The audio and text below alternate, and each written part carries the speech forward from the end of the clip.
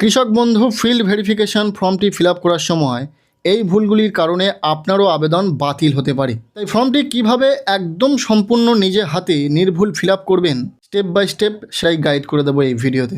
এছাড়াও আপনাদের যে সমস্ত প্রশ্ন রয়েছে কেবি আইডি অর্থাৎ কৃষক বন্ধু আইডি আপনারা কিভাবে দেখতে পারবেন, ফর্মটি কোথায় জমা দেবেন, কি কি ডকুমেন্টস লাগবে, অবিবাহিতরা কিভাবে ফর্মটি ফিল আপ করবেন, কোন ভুলগুলির কারণে ফর্ম বাতিল হতে পারে, যারা পিএম কিষাণ পান তাঁরাও কি এই ফর্মটি ফিল আপ করবেন, সব কিছুই জানতে চলেছেন এই একটি ভিডিও থেকে। স্টেপ বাই স্টেপ কীভাবে ফর্মটি নির্ভুল ফিল আপ করবেন, পাশাপাশি এই সমস্ত বিষয়টা আজকের এই ভিডিওতে আলোচনা করতে চলেছি। কাজেই ভিডিওটি বিনা স্কিপ করে শেষ পর্যন্ত দেখবেন। প্রথমেই আসি, আপনাদেরকে এইরকম একটি ফর্ম সংগ্রহ করতে হবে, অ্যানেক্সার 1 বা সংযোজনী 1। এই ফর্মটি আপনারা যে কোনো অনলাইন জেরক্স দোকান থেকে পেয়ে যাবেন। এছাড়াও আপনাদের এলাকায় যদি কোনো ক্যাম্পের আয়োজন করা হয়, এই কৃষক বন্ধু ফিল্ড ভেরিফিকেশান ফর্ম জমা নেওয়া হয়, সেখান থেকেও এই ফর্মটি কালেক্ট করতে পারবেন। ফর্মটি নেওয়ার পর প্রথমেই দেখতে পাবেন এখানে রয়েছে কৃষক বন্ধু আইডি নম্বর অর্থাৎ কেবি আইডি নম্বর, যেটাকে আপনাদের এখানে লিখতে হবে। নিজের ফোন দিয়ে আইডি নম্বরটি দেখে নিতে পারবেন। এর জন্য আপনার ফোনের গুগলটি ওপেন করে নেবেন, কৃষক বন্ধু সার্চ করে দেবেন লিখে। প্রথম যে ওয়েবসাইটটি আসবে kৃষকবন্ধু.wb.gov.in, এটিকে ওপেন করে নেবেন। এরপর দ্বিতীয় অপশান নথিভুক্ত কৃষকের তথ্য, এটিকে ওপেন করে নেবেন। এখান থেকে খুব সহজে কৃষক বন্ধু আইডি চেক করে নিতে পারবেন। প্রথমে সিলেক্ট করতে হবে আপনি কিসের মাধ্যমে দেখতে চাইছেন, ভোটার আইডি, আধার কার্ড, ব্যাঙ্ক অ্যাকাউন্ট নম্বর, কেবি আইডি, যেটা ইচ্ছা আপনি সিলেক্ট করবেন। যদি আধার কার্ড সিলেক্ট করেন সেক্ষেত্রে এখানে আপনার আধার কার্ডের নাম্বারটিকে লিখে দিতে হবে। নেক্সট এখানে রয়েছে I am not a robot, এখানে চেকবক্সে টিক করতে হবে। এখানে যে ছবিটি সিলেক্ট করতে বলা হবে সেই ছবিগুলি সিলেক্ট করে নেবেন। ভেরিফাই করে নেওয়ার সাথে সাথে চেকবক্সে টিক হয়ে যাবে। এখানে সার্চ অপশানে ক্লিক করে দেবেন। সাথে সাথেই নথিভুক্ত কৃষকের সমস্ত ডিটেলস চলে আসবে। প্রথমে থাকবে কৃষক বন্ধু আইডি অর্থাৎ কেবি আইডি, কৃষকের নাম, কৃষকের Aadhaar card number, bank account details, সমস্ত তথ্য এখানে থাকবে। আমাদের এখানে দরকার শুধুমাত্র কৃষক বন্ধু আইডি, যেটাকে দেখে এখানে লিখে দিতে হবে। এরপর নিচে রয়েছে ক্রমিক নম্বর অর্থাৎ সিরিয়াল নম্বর, যেটা আপনার জানা থাকলে লিখবেন, না জানা থাকলে এটা ছেড়ে দেবেন, লেখার দরকার নেই। এরপর চলে আসুন নিচে, এখানে দুটি কলাম দেখতে পাবেন, তো আপনারা এটা ফিল আপ করবেন। এই অংশটি ফিল আপ করে যাবেন, এই অংশটি ছেড়ে দেবেন। এটা আপনাদের জন্য নয়, এটা আপনার ফর্মটি যিনি ভেরিফিকেশান করবেন তিনি ফিল আপ করবেন। সো আপনাদেরকে শুধুমাত্র এই জায়গাটি ফিল আপ করতে হবে। প্রথমে রয়েছে সুবিধাভোগীর নাম, কৃষক বন্ধু রেকর্ড বা ব্যাংকের পাসবুক অনুযায়ী নামের স্পেলিং এখানে লিখে দিতে হবে। কৃষক বন্ধু আইডি চেক করার পর সেখানে কিন্তু কৃষকের নাম ছিল, সেখানে যেমন লেখা ছিল সেই স্পেলিংটা এখানে লিখে দেবেন। মনে রাখবেন এই ফর্মটি ইংরাজি বড় হাতের অক্ষরে লিখবেন, অর্থাৎ ইংরাজি ক্যাপিটাল লেটারে ফিল আপ করবেন সম্পূর্ণ ফর্মটি। এরপর রয়েছে পিতা, স্বামী, স্ত্রী, অভিভাবকের নাম, অর্থাৎ আপনি যদি একজন অবিবাহিত মহিলা বা পুরুষ হয়ে থাকেন সেক্ষেত্রে এখানে আপনার বাবা অথবা মায়ের নাম লিখে দিতে পারবেন। যদি বিবাহিত পুরুষ হন সেক্ষেত্রেও এখানে বাবা অথবা মায়ের নাম লিখবেন। তবে যদি বিবাহিত মহিলা হন সেক্ষেত্রে স্বামীর নাম এখানে লিখে দেবেন। এরপর 3 নম্বর পয়েন্টে আপনার ঠিকানা দিতে হবে, অ্যাড্রেস দিতে হবে। প্রথমে ডিস্ট্রিক্টের নামটিকে এখানে লিখে দেবেন। নেক্সট ব্লকের নামটিকে সঠিকভাবে এখানে লিখে দেবেন। জেলা ও ব্লকের নাম লেখার পর এখানে রয়েছে গ্রাম পঞ্চায়েত নেম, এখানে গ্রাম পঞ্চায়েতের নাম লিখে দেবেন। আপনার ভিলেজ বা মৌজা নেমটিকে এখানে লিখে দেবেন। ঠিকানা দেওয়া এখানে কমপ্লিট হলে নিচে রয়েছে ব্যাংকের বিবরণ, অর্থাৎ যিনি সুবিধাভোগী তার ব্যাংকের বিবরণ দিতে হবে। অর্থাৎ এই যে অংশগুলো আপনারা ফিল আপ করবেন সম্পূর্ণটাই কিন্তু যিনি সুবিধাভোগী, যিনি এই প্রকল্পের জন্য আবেদন করছেন তার ডিটেলস ফিল আপ করবেন, বেনিফিশিয়ারির ডিটেলস ফিল আপ করবেন, অন্য কারোর ডিটেলস এখানে দেবেন না। সো ফার্স্ট রয়েছে ব্যাংকের বিবরণ হিসাবে ব্যাংকের নাম ও ব্রাঞ্চ নেম লিখে দেবেন। ধরুন আপনার স্টেট ব্যাংকে বই রয়েছে, তো এসবিআই লিখবেন, পাশে ব্রাঞ্চের নাম ব্র্যাকেট করে লিখে দেবেন। আমি জাস্ট উদাহরণ দিয়ে বললাম, অন্যান্য ব্যাংকের ক্ষেত্রে সেম একই পদ্ধতিতে আপনারা ফিল আপ করবেন। এরপর রয়েছে আইএফএসসি কোড, এখান থেকে আপনার ব্যাংকের আইএফএসসি কোডটিকে লিখে দেবেন। এরপর আপনার ব্যাংক অ্যাকাউন্ট নাম্বারটিকে এখানে লিখে দেবেন। এই সমস্ত ডিটেলস আপনাদের কাছে থাকা ব্যাংক পাসবুকে রয়েছে, দেখে দেখে লিখে দেবেন। একদম নির্ভুল ফিল আপ করবেন। মনে রাখবেন এখানে ভুল করলেই কিন্তু সমস্যা হবে টাকা পেতে। এরপর 5 নম্বর পয়েন্টে আপনাদের আধার সংযুক্ত মোবাইল নম্বর দিতে বলা হচ্ছে। আপনাদের আধার কার্ডের সঙ্গে যে মোবাইল নম্বর লিঙ্ক রয়েছে সেই মোবাইল নাম্বারটিকে এখানে লিখে দেবেন। যদি আধার লিঙ্কড মোবাইল নাম্বার না থাকে তাহলে আপনারা যে মোবাইল নাম্বার ব্যবহার করেন সেটাই লিখে দেবেন এখানে।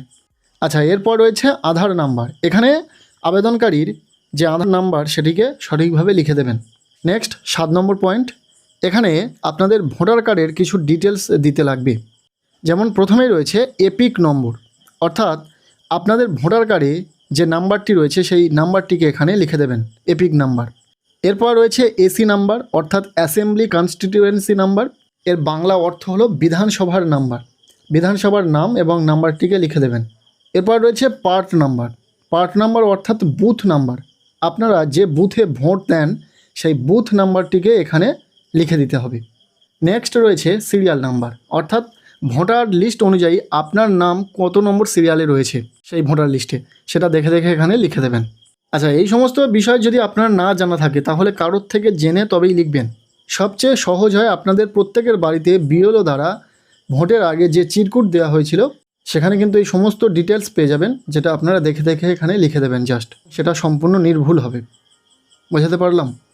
এরপর রয়েছে 8 পয়েন্ট, যেখানে এসআইআর সংক্রান্ত কিছু ডিটেলস দিতে লাগবে। যেমন প্রথমে রয়েছে এসআইআর 2026 ভোটের জন্য এএসডিডি তালিকায় পাওয়া গেছে আপনার নাম। আচ্ছা, প্রথমে এএসডিডি লিস্টটা কি সেটা আপনারা জেনে নিন।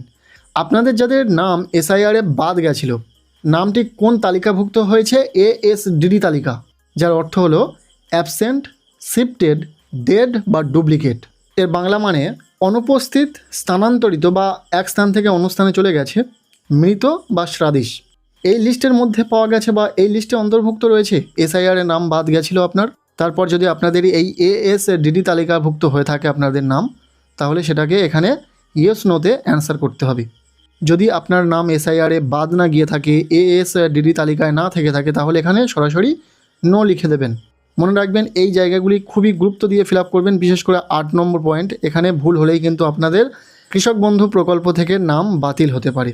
যদি 2026 সালে আপনি ভোট দিয়ে থাকেন, এসআইআরে আপনার নাম বাদ যায়নি, সেক্ষেত্রে কিন্তু এখানেও সরাসরি নো লিখে দেবেন। এরপর রয়েছে অ্যাপিল ট্রাইব্যুনালে মুলতবি রয়েছে, অর্থাৎ আপনি এসআইআরের নাম বাদ যাওয়ার পর পুনরায় ট্রাইব্যুনালে অ্যাপিল করেছিলেন, আপনার কেস এখন পেন্ডিংয়ে রয়েছে। যদি এমনটা হয় তাহলে এখানে ইয়েস নো যেটা হবে সেটা লিখে দেবেন। আর যদি আপনার নাম এসআইআরে বাদ না গিয়ে থাকে তাহলে এখানেও আপনি নো লিখে দেবেন। এরপর জানতে চাওয়া হচ্ছে আপনি কি সিএ এর জন্য আবেদন করেছেন এবং আপনার অ্যাপ্লিকেশন কি এখন পেন্ডিং রয়েছে? ইয়েস নো যেটা হবে আপনার ক্ষেত্রে লিখে দেবেন। যদি আপনি সিএ এর জন্য আবেদন না করে থাকেন এখানে নো লিখে দেবেন। মূলত বেশিরভাগ আবেদনকারীর কিন্তু এখানে নোই থাকবে, তাই আপনার ক্ষেত্রে যেটা হবে এই 3টি বক্সে সঠিকভাবে ফিল আপ করবেন, সম্পূর্ণ নির্ভুলভাবে, যেটা ঠিক সেটাই লিখবেন। তো এসআইআর এর নাম বাদ না গিয়ে থাকলে বা সিএ এর জন্য আবেদন না করলে পরপর 3টি বক্সেই নো লিখবেন। আচ্ছা, এরপর রয়েছে 9 নম্বর পয়েন্ট। এখানে জানতে চাওয়া হচ্ছে আবেদনকারী বা উপভোক্তা কি পিএম কিষাণের সুবিধাভোগী? পিএম কিষাণের টাকা পান? ইয়েস নো যেটা হবে সেটা এখানে লিখে দেবেন। হ্যাঁ হলে ইয়েস লিখবেন, না হলে নো লিখবেন। যারা পিএম কিষাণ পান তাদেরকে কিন্তু এই ফর্মটি ফিল আপ করতে লাগবে না। এই ফর্মটি শুধুমাত্র যারা কৃষক বন্ধু টাকার পান তাদেরকে এই ফিল আপ করতে বলা হচ্ছে। পিএম কিষাণ পেলে এই ফর্মটি আপনাদের জন্য নয়। এরপর 10 নম্বর পয়েন্ট, যেখানে জানতে চাওয়া হচ্ছে প্রধান পেশা, অর্থাৎ এখানে যিনি উপভোক্তা তার কি পেশা, কোন কাজের সঙ্গে যুক্ত। এখানে অনেকগুলি অপশান রয়েছে যেগুলো আপনারা খুব ভালো করে দেখে নিতে পারবেন। এছাড়াও যেহেতু এই প্রকল্পটি কৃষক বন্ধু প্রকল্প, মানে আপনারা কৃষক, তার উপর ভিত্তি করে এই যে বেনিফিটস সেটা দেওয়া হয়, তাই আপনারা অবশ্যই এখানে কৃষক রাখার চেষ্টা করবেন যদি আপনারা কৃষক হয়ে থাকেন। ফার্মার কথাটি লিখে দেবেন। কৃষক বন্ধু কৃষকদের জন্য, তবে যদি আপনারা অন্যান্য কর্মক্ষেত্রে যুক্ত থাকেন সেটা আপনারা এখানে উল্লেখ করতে পারেন। তবে আমার যেটা মনে হয় আপনারা যদি কৃষক হয়ে থাকেন তাহলে অবশ্যই শুধুমাত্র ফার্মার কথাটি লিখবেন, সেটাই ভালো হবে আপনাদের জন্য। আপনাদের নাম বাতিল হওয়ার আর কোনো সম্ভাবনাই থাকবে না। এরপর রয়েছে 11 নম্বর পয়েন্ট, যেখানে আপনাদের চাষযোগ্য জমির কিছু বিবরণ দিতে লাগবে। যেমন ফার্স্ট রয়েছে জেএল নম্বর, এখানে আপনার জমির যে জেএল নম্বর রয়েছে সেটি লিখে দেবেন। নেক্সট খতিয়ান নম্বরটিকে এখানে লিখে দেবেন। এরপর দাগ নাম্বার, আপনার জমিটি কোন কোন দাগে রয়েছে পরপর দাগ নাম্বারগুলি কমা দিয়ে দিয়ে লিখে দেবেন। এরপর জানতে চাওয়া হচ্ছে আপনার চাষযোগ্য জমির পরিমাণ কত, সেটাকে কিন্তু একরে লিখতে হবে।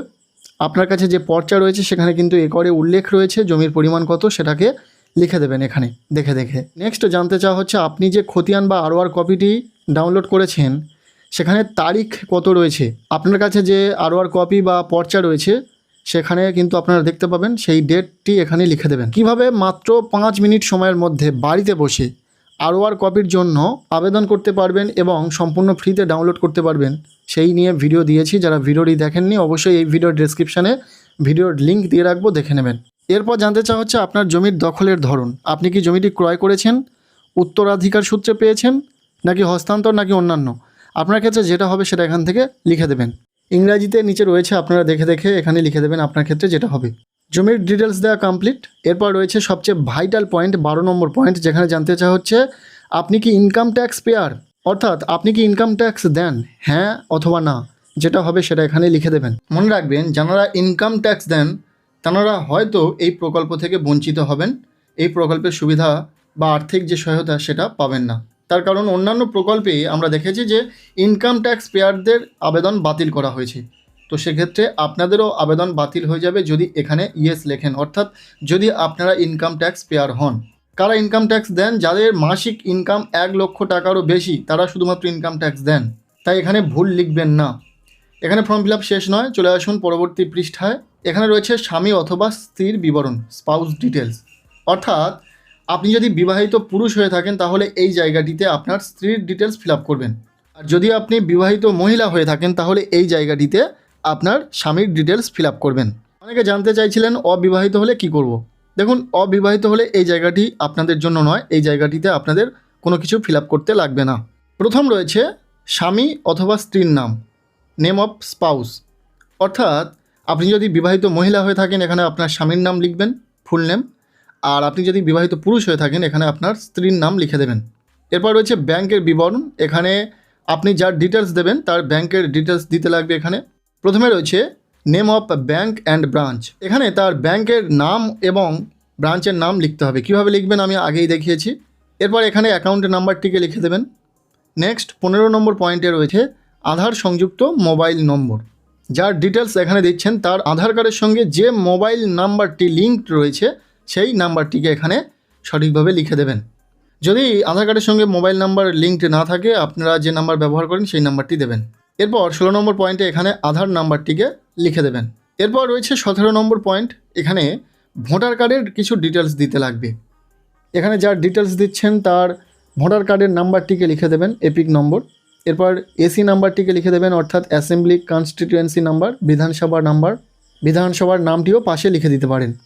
এরপর রয়েছে পার্ট নাম্বার, অর্থাৎ কোন বুথে আপনারা ভোট দেন সেই বুথ নাম্বারটিকে এখানে লিখে দেবেন।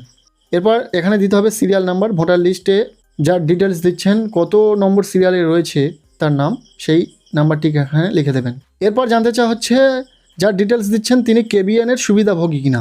কেবিএন কথার অর্থ হলো কৃষক বন্ধু নিউ। যদি কৃষক বন্ধু প্রকল্পের টাকা পান যার ডিটেলস দিচ্ছেন তিনি, তাহলে এখানে ইয়েস লিখবেন, অন্যথায় নো লিখে দেবেন।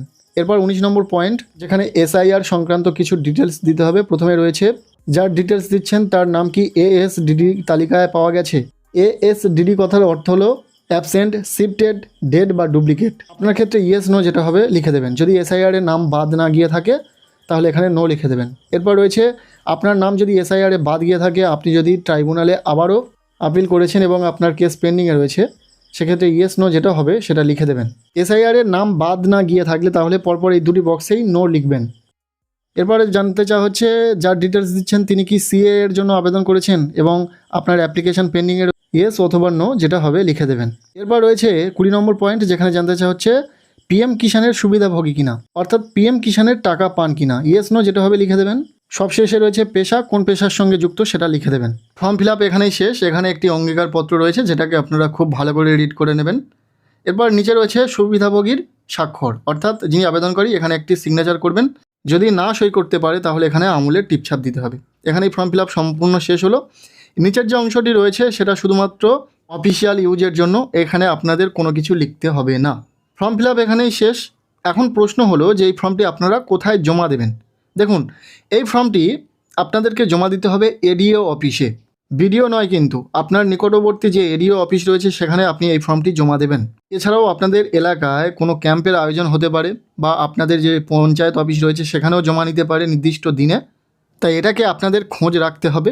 যদি নাও কোথাও জমা দিতে পারেন তাহলে সরাসরি এডিও অফিসে গিয়ে জমা দেবেন। এবার প্রশ্ন হলো যে এই ফর্মটিতে জমা দেওয়ার সময় কোন কোন ডকুমেন্টসের প্রয়োজন রয়েছে, কোন কোন ডকুমেন্টসের জেরক্স আপনাদেরকে প্রোভাইড করতে হবে। মূলত সরকারি নির্দেশ অনুসারে 4টি ডকুমেন্টসের কথা উল্লেখ রয়েছে। কী কী? আধার কার্ড, যিনি উপভোক্তা তার আধার কার্ডের জেরক্স। সেকেন্ড, ভোটার কার্ডের জেরক্স। নেক্সট লাগবে ব্যাংক পাসবুকের জেরক্স কপি, সেখানে অ্যাকাউন্ট নম্বর এবং আইএফএসসি কোড যেন মেনশন থাকে। এছাড়াও যে অ্যাকাউন্টে আপনার কৃষক বন্ধুর টাকা ঢোকে সেই অ্যাকাউন্টটি ইউজ করবেন, সেই অ্যাকাউন্টের পাসবুকের জেরক্স কপি আপনি দেবেন। এছাড়াও লাগবে আপনার জমির খতিয়ান বা পর্চা, যেটা এই সালের বা নতুন হতে হবে একদম। বুঝতে পারলেন? এই মূলত 4টি ডকুমেন্টসের কথা উল্লেখ রয়েছে। এছাড়াও কোনো এরিয়া থেকে আরও 2-1টা ডকুমেন্টসের কথা উল্লেখ করতে পারেন, সেটার খোঁজ আপনাকেই রাখতে হবে। আপনাদের নিকটবর্তী যে এরিয়া সেখান থেকে কি গাইডলাইন বা কী নির্দেশ দিয়েছেন। ফর্ম ফিল আপ সংক্রান্ত আশা করি সমস্ত ডাউট, সমস্ত প্রশ্ন সব কিছুই ক্লিয়ার। কৃষক বন্ধু আইডি কীভাবে পাবেন, কীভাবে সম্পূর্ণ নির্ভুল ফর্মটিকে ফিল আপ করবেন, কোন ভুলগুলি করলে ফর্ম বাতিল হতে পারে, অবিবাহিত হলে ফর্মটি কীভাবে ফিল আপ করবেন, এছাড়াও ফর্মটি কোথায় জমা দেবেন এবং কী কী ডকুমেন্টস লাগবে। এবার আপনাদের একটা প্রশ্ন থাকতে পারে যে জমির খতিয়ান বা পর্চা আপনারা কিভাবে ডাউনলোড করবেন। এই বিষয়ে আমি ভিডিও দিয়েছি স্টেপ বাই স্টেপ আপনারা কিভাবে বাড়িতে বসে নিজের হাতে থাকা স্মার্টফোনটি ব্যবহার করে অনলাইন পর্চা, খতিয়ান বা আরওআর কপির জন্য অনলাইন অ্যাপ্লিকেশন করতে পারবেন এবং ডাউনলোড করতে পারবেন। সেই ভিডিওটি দেখে নিন, ভিডিওর লিঙ্ক আমি এই ভিডিওর ডেসক্রিপশনে দিয়ে রেখেছি। আজকের এই ভিডিওটি এতটুকুই। ভালো লাগলে লাইক করে দিন, চ্যানেলে নতুন হলে চ্যানেলটিকে সাবস্ক্রাইব করে রাখুন, আর পারলে ভিডিওটি প্রচুর শেয়ার করে দিন।